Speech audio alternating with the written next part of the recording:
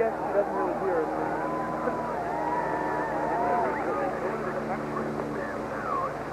A little bit bumpy, but it was really nice.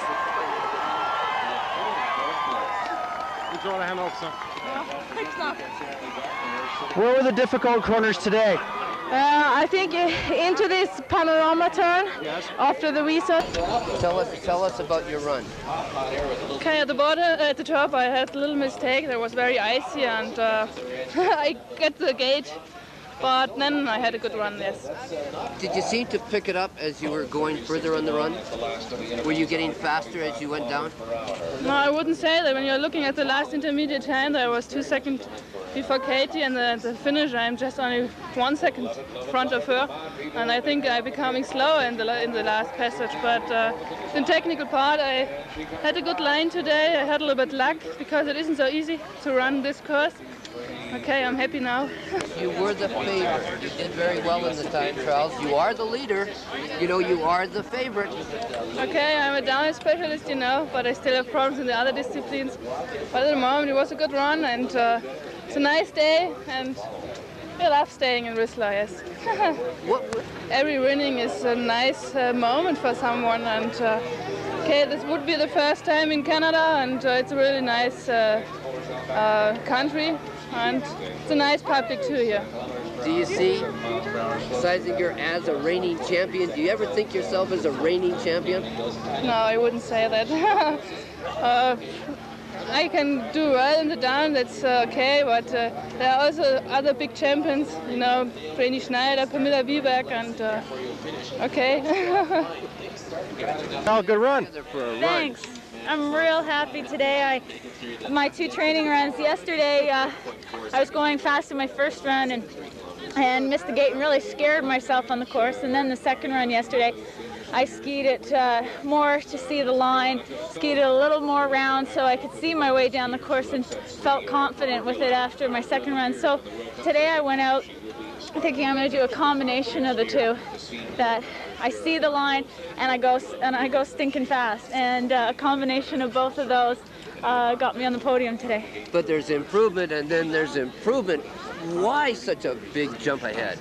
Well, in the first training run yesterday, I was 3rd on the top before I missed the gate, and I knew if I skied exactly that same way, took the same approach today and didn't try to change anything, that I'd be fast on the top, and I took some more chances than maybe a couple of other people. I cut the line a little tighter and I maybe tucked it out a bit more, and it paid off. Did you, in your fondest dreams, think you could end up possibly in the top 3? Well, you always go out wanting to win the race, and I had a feeling today it was going to be really good. I was sitting in the lodge having a snack before my run, and I had a feeling that I was going to make a medal podium today, and then I did. Great day for the Canadian team in general. Thanks, and I think everyone skied really well here, and it's wonderful to have our first World Cup race here in Whistler, and we look forward to racing here again in the future. Through all the cancellation, all the threats and everything else, I guess it all ends up well. It turned out really well. I think the Europeans and Americans are very happy with the course conditions and how safe it is, and what a really good, challenging course it is here in Canada. Thanks. Thanks. Well, how did you feel about your run today, Kate? You know, I'm really pleased with the way I'm skiing. Coming out of the top, I just really wanted to punch it, really wanted to stand on the skis, and I'm pleased with what I've done. Unfortunately, you know, coming into coaches, that was one section I really wanted to clean up today, and I just got a little low in two gates. I didn't carry any speed from the top of the course to the bottom, but, you know, I got to be pleased with the performance I put in today. Still got that confidence, you can do it, there's no question about it, right? I never lack the confidence. Every race has been great for me this season. I've been in the top 7 all season, so you know, I can't be disappointed. It's much more consistent than I've ever been.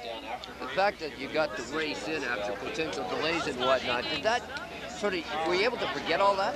You know, the first couple of days were a little bit more relaxed, but I think being at home, there's so many things outside of ski racing that you're handling, and maybe it was good for the Canadians to just sort of have a couple days to, you know, sit down with the Canadian people and talk with the media and, you know, get through all that and then concentrate on our own racing.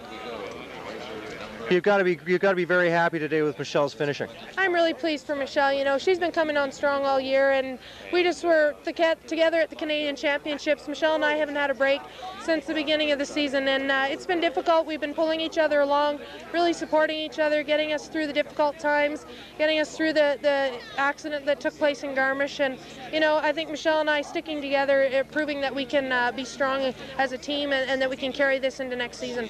Well, it's a happy day and it's a sad day, of course, as we know this is Karen Lee's last run. You know, she's very happy. She's smiling.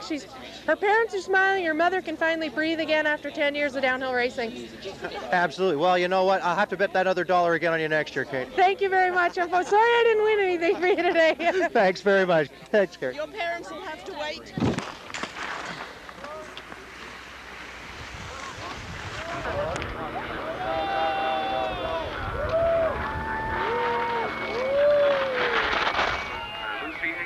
Claire Shallon and Jana Scripp will be racing the line.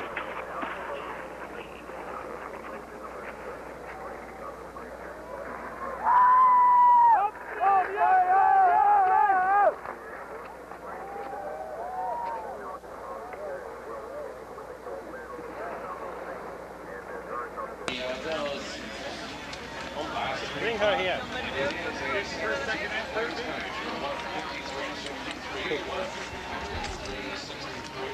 Nog een training? Nee. Nee. Vanaf am ersten sowieso nicht. Gestern am zweiten ist schon viel besser. Ich denke wohl. Das machst du mal langsam, gell? Das ist ja verrückt, ihr zwei. Der Vermüller und du, ey. Wahnsinn. Stark. Favored in this race, and we had a little bit of trouble. What happened?